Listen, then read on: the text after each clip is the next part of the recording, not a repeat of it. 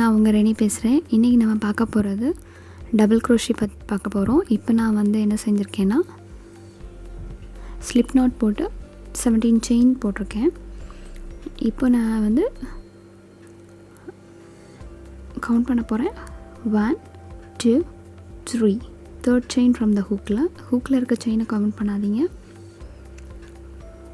ஊசியில் சுற்றணும், சுற்றி செயினில் விடணும், விட்டு நூலை எடுத்து 3 லூப் வரும். அந்த 3 லூப்பில் 2 குறைக்கணும், திரும்ப 2 குறைக்கணும்.